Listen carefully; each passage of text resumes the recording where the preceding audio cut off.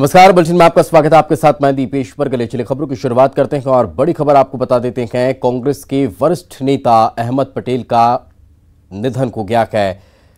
71 साल की उम्र में उन्होंने अंतिम सांस ली है। आज सुबह 3:30 पर उनका निधन हुआ है। कांग्रेस नेता अहमद पटेल के निधन के बाद पूरे देश में शोक की लहर है। कोरोना संक्रमण के बाद अस्पताल में उन्हें भर्ती करवाया गया था। 1 महीना पहले वे कोरोना पॉजिटिव पाए गए थे। बेटे फैजल ने ट्वीट कर उनके निधन की जानकारी दी है। आपको बता दें, कांग्रेस पार्टी को मजबूत करने में अहमद पटेल का महत्वपूर्ण योगदान रहा है। गुजरात से सांसद हैं अहमद पटेल और लंबी समय तक उन्होंने सक्रिय राजनीति में रहते हुए कांग्रेस पार्टी को मजबूत करने का काम किया है। पिछले 1 महीने से वे बीमार थे। कोरोना पॉजिटिव होने के बाद उन्हें अस्पताल में भर्ती करवाया गया था और आज सुबह उनका निधन हो गया। राजीव गांधी के समय ये उनके बेहद करीब आए और उसके बाद से अपने एक शर्मीले मिजाज के बाद उन्होंने अपनी पहचान पार्टी में बनाई और फिर पार्टी को मजबूत करने के लिए काम करते रहे। अहमद पटेल के निधन पर प्रधानमंत्री नरेंद्र मोदी ने भी दुख व्यक्त किया है, ट्वीट किया है। उन्होंने लिखा कि अहमद पटेल के निधन से दुखी हूं। उन्होंने सार्वजनिक जीवन में कई साल बिताए हैं, समाज की सेवा की है। कांग्रेस पार्टी को मजबूत बनाने में उनकी भूमिका हमेशा याद की जाएगी। उनके बेटे फैजल से बात की है और संवेदना व्यक्त की है। अहमद भाई की आत्मा को शांति मिले। तो वहीं राहुल गांधी ने भी ट्वीट किया है, ये एक दुखद दिन है। श्री अहमद पटेल कांग्रेस पार्टी के एक स्तंभ थे। उन्होंने कांग्रेस में रहकर सांस ली और सबसे कठिन समय में पार्टी के साथ खड़े रहे। हम उन्हें याद करेंगे। फैसल और परिवार को मेरा प्यार और संवेदना।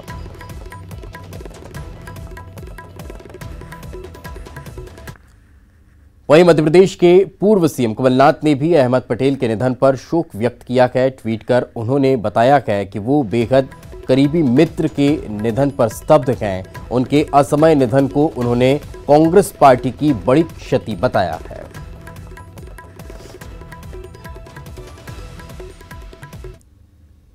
तो कांग्रेस के वरिष्ठ नेता अहमद पटेल के निधन पर मध्य प्रदेश के पूर्व मुख्यमंत्री दिग्विजय सिंह ने गहरा शोक व्यक्त किया है। ट्वीट कर उन्होंने श्रद्धांजलि अर्पित की है और आज वे खजुराहो जाने वाले थे। उनका वो कार्यक्रम भी उन्होंने निरस्त कर दिया है।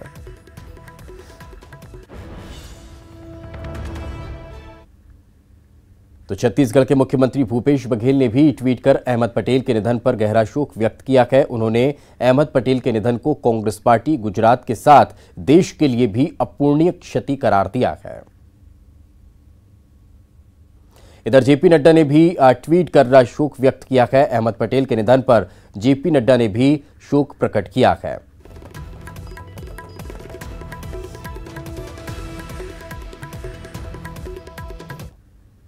चलिए आगे बढ़ते हैं। खबर भोपाल से। लव जिहाद कानून के मसौदे पर आज मंथन होने जा रहा है। गृह मंत्री नरोत्तम मिश्रा अफसरों के साथ आज चर्चा करेंगे। दूसरे राज्यों के कानून का भी अध्ययन किया जाएगा। मसौदे के तैयार होने पर सीएम शिवराज के सामने प्रेजेंटेशन होगा।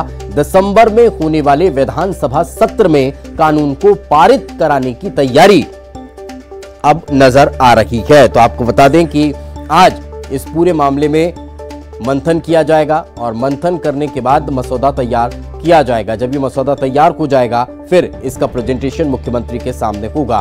तो तैयारी की जा रही है और जल्द से जल्द इस मसौदे को तैयार करने पर विचार विमर्श किया जा रहा है। साथ ही साथ जो दूसरे राज्य हैं जहां इस कानून पर चर्चा चल रही है या जहां कानून बनाने की तैयारी शुरू हो चुकी है, वहां पर भी अध्ययन की बात कही जा रही है।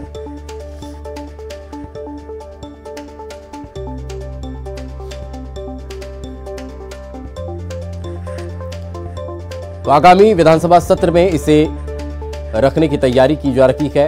गृह मंत्री नरोत्तम मिश्रा इसको लेकर एक्टिव हैं और मसौदा तैयार करने की प्रक्रियाओं में वे व्यस्त नजर आ रहे हैं। आपको बता दें कि अधिकारियों से आज वे चर्चा भी करने वाले हैं। मंथन आज होगा इस पूरे मसले को लेकर, इस विषय पर, और साथ ही साथ कहीं ना कहीं इस पूरे मामले को लेकर जो दूसरे प्रदेश हैं वहाँ किस तरह से कानून बनाया जा रहा है, कहीं बना है तो फिर वहाँ कैसा कानून है, क्या उसमें प्रावधान हैं, उन तमाम चीज़ों का भी अध्ययन करने के लिए बात कही जा रही है, क्योंकि बेहद गंभीर मसला है। और अगर बात की जाए तो मध्य प्रदेश की भारतीय जनता पार्टी की सरकार अब लव जिहाद के मामले को लेकर धार्मिक स्वातंत्र्य विधेयक के रूप में इसे लेकर आने की तैयारी में है, जो तीसरी बार है। अमूमन ये जानकारी बहुत कम लोगों को पता होगी कि 2 बार और यही बीजेपी सरकार इस मसले को लेकर आई, लेकिन वो ठंडे बस्ते में चला गया। अब ये तीसरी बार पुनः इस पर काम शुरू हुआ है और जिस एक्टिविटी के साथ यहाँ पर सक्रियता नजर आ रही है, उम्मीद नजर आती है कि जल्द ही इस पर काम कंप्लीट होगा और फिर इसे सदन में रखा जाएगा और फिर इस पर कानून बनाने की प्रक्रियाएं आगे बढ़ेंगी। तो आपको ये भी जानकारी दे देते हैं कि एक्टिविटी और तेज हो चुकी है, सक्रियता बहुत ज्यादा नजर आ रही है और आज इस पर मंथनों का दौर होगा। अधिकारियों के द्वारा बातचीत की जाएगी। अधिकारी इस पूरे मामले में अपनी जो अभी तक की तैयारियां हैं वो बताएंगे और फिर इसके साथ आगे इसमें किस तरह से बढ़ा जा सकता है उस पर विचार विमर्श होगा। साथ ही साथ दूसरे प्रदेशों के कानून में भी अध्ययन किया जाएगा, वहाँ किस तरह की बातें हैं, वहाँ किस तरह के प्रावधान हैं, उन प्रावधानों में कहाँ कोई कमी कहीं नजर आती है तो उसको भी इस मसौदे में रखा जाना है। साथ ही साथ मध्य प्रदेश बीजेपी के ही कई ऐसे नेता हैं, चाहे जयभान सिंह पवैया का जिक्र कर लिया जाए या फिर प्रोटेम स्पीकर रामेश्वर शर्मा का, इन लोगों ने इस प्रावधान में एक और चीज ऐड करने की मांग की है। उन्होंने कहा है कि जो 5 साल की सजा है वो नाकाफी है, इस सजा को बढ़ाया जाना चाहिए, तब इसमें सख्ती और नजर आएगी। तो अब क्या उसमें इस दिशा में भी काम होता है, उस पर भी कोई विचार विमर्श होता है, ये आने वाला वक्त बताएगा। लेकिन जब मंथन होना है, जब मसौदे पर चर्चा होनी है तो फिर शायद ये तमाम बिंदु हैं वो उसमें रहने वाले हैं। साथ ही साथ आप इसे भी नज़रअंदाज नहीं कर सकते हैं कि दूसरे धर्म गुरुओं ने क्या कुछ कहा है, दूसरे पार्टी के नेताओं ने क्या कुछ कहा है, वो तमाम चीज़ें मसौदा तैयार होते समय मंथन के दौरान नजर आने वाली है। इस वक्त हमारे सहयोगी अनुराग हमारे साथ जुड़ चुके हैं। अनुराग, किस तरह की बैठकें होंगी, कितने दौर की बैठकें होंगी इस मसौदे को तैयार करने के लिए? देखिए, एक तो सबसे बड़ी बात है कि गृह विभाग ने लव जिहाद को लेकर जो कानून बनना है उसको लेकर मसौदा तैयार कर लिया। इस मसौदे को लेकर अब ये इस बात को लेकर चर्चा होगी कि कौन से प्रावधान इसमें जोड़े जाना है। प्रदेश के गृह मंत्री नरोत्तम मिश्रा इस मसौदे को लेकर बैठक करेंगे और दूसरे राज्यों में जो लव जिहाद को लेकर कानून बना है या फिर जहाँ पर तैयारी है उसका अध्ययन भी किया जाएगा। कौन से बिंदु इसमें शामिल हो सकते हैं, उन तमाम बातों को लेकर आज चर्चा की जाएगी और उसके बाद मुख्यमंत्री शिवराज सिंह चौहान के सामने इस मसौदे का प्रेजेंटेशन होगा। सरकार की कोशिश है कि जो आगामी विधानसभा का सत्र आने वाला है, 28 दिसंबर से विधानसभा का सत्र शुरू होने वाला है, उस सत्र में इस मसौदे को पेश करके इसको कानून का रूप दे दिया जाए। तो लगातार बैठकों का दौर जारी है और गृह विभाग के द्वारा जो मसौदा तैयार किया गया उसी को लेकर आज चर्चा की जाएगी। बिल्कुल अनुराग, इस मसले को लेकर धर्म स्वातंत्र्य विधेयक और लव जिहाद के मामले को लेकर बीजेपी सरकार तीसरी बार ये मामला सामने लेकर आ रही है। पिछले 2 बार की जो त्रुटियां थी उसकी वजह से शायद ये कानून अभी तक मध्य प्रदेश में बन नहीं पाया। तो अब क्या उन त्रुटियों को भी दूर कर इसमें वो तमाम प्रावधान किए जाएंगे ताकि एक सख्त और कड़ा कानून बन कर तैयार हो जाए? और साथ ही साथ जो 2 नेता हैं भारतीय जनता पार्टी के, चाहे प्रोटेम स्पीकर का जिक्र कर लिया जाए या फिर जयभान सिंह पवैया की बात कर ली जाए, उन्होंने इसमें और कड़े कानून बनाने की मांग की है और कहा है कि सजा का प्रावधान ज्यादा होना चाहिए। तो क्या उन तमाम बिंदुओं पर भी विचार विमर्श होगा? बिल्कुल, देखिए, सजा के प्रावधान को और सख्त करने को लेकर जिस तरीके के सुझाव निकल कर आए उनको लेकर भी आज की बैठक में चर्चा की जाएगी, क्योंकि अभी तक बताया ये जा रहा है कि लव जिहाद कानून के तहत 5 साल तक की सजा और कुछ जुर्माने का प्रावधान राज्य सरकार कर सकती है। लेकिन उसके अलावा बीजेपी के कई नेताओं की तरफ से इस बात को लेकर सुझाव आया है कि जो सजा का प्रावधान है उसकी अवधि को बढ़ाया जाना चाहिए, 10 साल तक इस सजा को करना चाहिए। तो उन सुझावों को लेकर भी आज की बैठक में बिंदु शामिल किए जाएंगे। सिर्फ सुझाव ही नहीं, दूसरे राज्यों में जो कानून बनकर तैयार हुआ है उसका अध्ययन करके कौन से बिंदु शामिल हो सकते हैं उसको लेकर चर्चा की जाएगी और उसी के बाद फाइनल ड्राफ्ट तैयार होगा। उसके बाद आखिरी प्रेजेंटेशन मुख्यमंत्री के सामने होगा और उसके बाद इस मसौदे को कैबिनेट में मंजूरी के लिए लाया जाएगा। सरकार की मंशा है कि इसको विधानसभा में ही पास कराकर कानून का रूप दिया जाए, किसी तरीके का अध्यादेश लाने पर सरकार विचार नहीं कर रही है। तो कुल मिलाकर जो सरकार की मंशा है और जिस तरीके से अभी तक गृह विभाग ने जो ड्राफ्ट तैयार किया है उसमें कौन से बिंदु और शामिल हो सकते हैं, इन तमाम मुद्दों को लेकर आज की बैठक में चर्चा की जाएगी। चलिए, बिल्कुल, बहुत बहुत शुक्रिया अनुराग इस तमाम जानकारी के लिए। तो काफी महत्वपूर्ण ये बैठक आज मानी जा रही है। आगे बढ़ते हैं। निवार तूफान का व्यापक असर बस्तर डिवीजन में भी पड़ता हुआ नजर आने वाला है। आज इसका असर दिखाई देगा। 26 नवंबर को बिलासपुर बस्तर के कई जिले इससे प्रभावित हो जाएंगे। सरगुजा संभाग में गरज चमक के साथ बारिश होने की संभावना नजर आ रही है। 27 नवंबर तक तूफान का प्रदेश में असर रहेगा। अधिकतम और न्यूनतम तापमान में भी बढ़ोतरी होगी। मौसम वैज्ञानिक HP चंद्रा ने इस पूरे मामले को लेकर जानकारी दी है।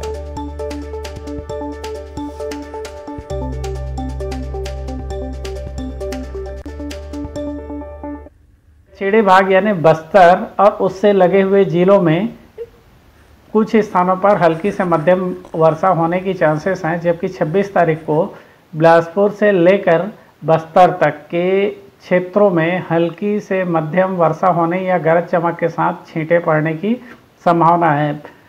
बहुत ज़्यादा बारिश होने की चांसेस नहीं है, फिर भी एक बादल छाए रहेंगे। 27 नवंबर को प्रदेश के मुख्य रूप से दक्षिण पूर्व के जिले में हल्की बारिश हो सकती है, साथ ही दक्षिण जो छत्तीसगढ़ के भाग है उसमें हल्की बारिश होने की संभावना। वहीं मौसम विभाग का अनुमान है कि चक्रवाती तूफान निवार से छत्तीसगढ़ के दक्षिणी हिस्सों के मौसम में बदलाव होगा और अधिकतम और न्यूनतम तापमान 4 से 5 डिग्री बढ़ सकता है। इसके साथ ही हल्की से लेकर मध्यम बारिश की भी आशंका जताई जा रही है। आपको बता दें कि बंगाल की खाड़ी के ऊपर बने हुए कम दबाव के क्षेत्र के चलते चक्रवाती तूफान में बदलाव हो चुका है और ये तूफान आज तमिलनाडु और पुडुचेरी के तटों से टकराने वाला है। तो आपको बता दें कि तूफान के प्रवेश करने के बाद अब सतर्कता बरती जा रही है। दक्षिण छत्तीसगढ़ में इसके प्रवेश करने का आज अनुमान है और जैसा कि बदलाव की तरफ इशारा किया जा रहा है, वो इस बात की ओर भी इशारा कर रहा है कि जब ये जो टेम्परेचर है वो वापस से घटेगा तो फिर इस तूफान का असर भी नजर आएगा, लेकिन फिलहाल प्रारंभिक तौर पर ये बदलाव की तरफ इशारा करता है।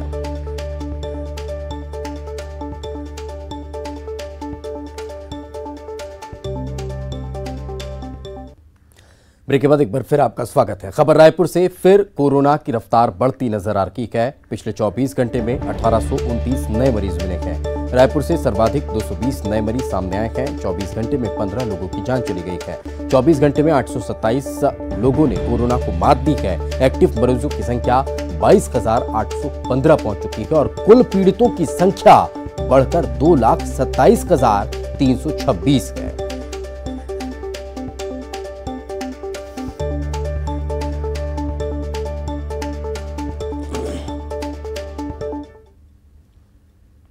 सरगुजा जिले में विशेषज्ञों के द्वारा कोरोना के दूसरी लहर के शुरू होने का अनुमान लगाया जा रहा है। स्वास्थ्य विभाग के द्वारा जारी किया गया आंकड़ा भी दूसरी लहर की तरफ ही इशारा करता है।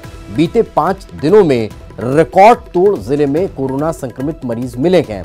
विशेषज्ञों के द्वारा अनुमान लगाया जा रहा है कि ठंड बढ़ते ही त्योहारी सीजन में कोविड-19 के संक्रमण का प्रभाव बढ़ेगा।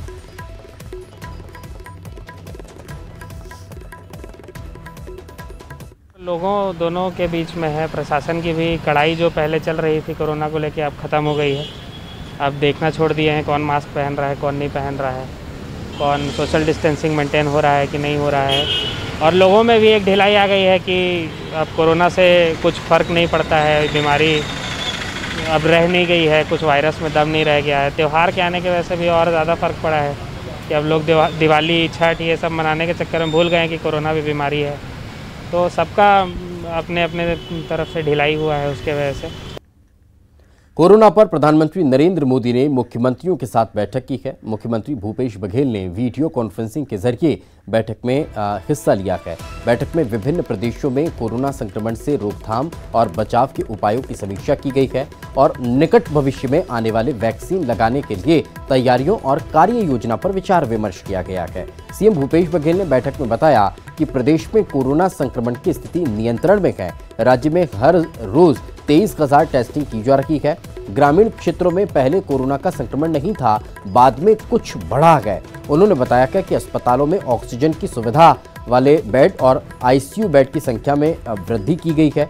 सभी मेडिकल कॉलेजों में आरटीपीसीआर की सुविधा है। टेस्टिंग के लिए 4 नए लैब स्थापित किए गए हैं। अक्टूबर के बाद कोरोना के नए केसों में गिरावट आई है। मुख्यमंत्री भूपेश बघेल ने कहा है कि शुरुआत में छत्तीसगढ़ के कोरोना के केस बहुत कम थे, लेकिन अन्य राज्यों से आने वालों के कारण संक्रमण बढ़ गया है। उन्होंने कहा कि मेडिकल कॉलेजों में ऑक्सीजन प्लांट लगाए जाएंगे।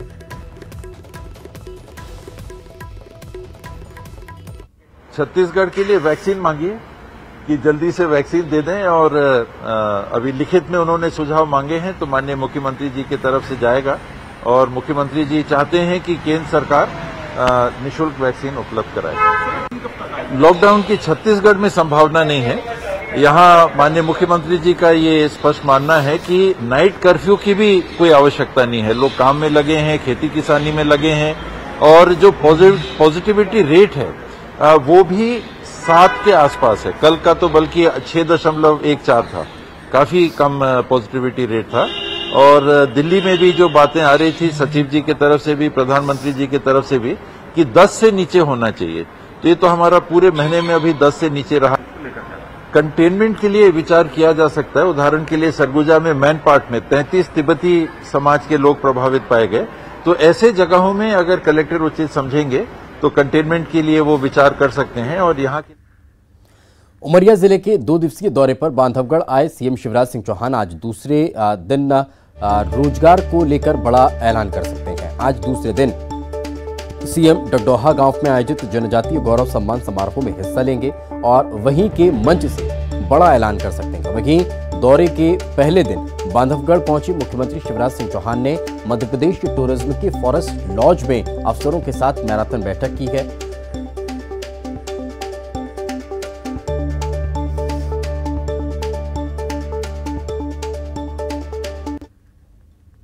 खबर जबलपुर से। सीएम शिवराज सिंह चौहान समेत कई कैबिनेट मंत्रियों का जबलपुर दौरा आज रहने वाला है। दोपहर 3:30 बजे उमरिया से जबलपुर सीएम पहुंचेंगे। प्रांत संघ चालक एवं वरिष्ठ अधिवक्ता प्रशांत सिंह की बेटी के विवाह समारोह में शामिल होंगे। मंत्री यशोधरा राजे सिंधिया, मंत्री कमल पटेल और मंत्री ब्रिजेंद्र सिंह, पूर्व मंत्री का आगमन हुआ है। भाजपा प्रदेशाध्यक्ष वीडी शर्मा भी पहुंच रहे हैं। आगे बढ़ते हैं खबर ग्वालियर से। पूर्व मंत्री इमरती देवी ने 3 युवकों के खिलाफ मामला दर्ज कराया है। ग्राम कल्याण में भाजपा नेत्री व पूर्व मंत्री के साथ अशोभनीय व्यवहार करने पर 3 लोगों के खिलाफ मामला दर्ज हुआ है। मुकेश जाटव, गया प्रसाद व चंदन परसेडिया के खिलाफ ये मामला दर्ज किया गया है। पुलिस ने एफआईआर दर्ज कर ली है। ग्वालियर के आंतरी थाना पुलिस ने मामला दर्ज किया है।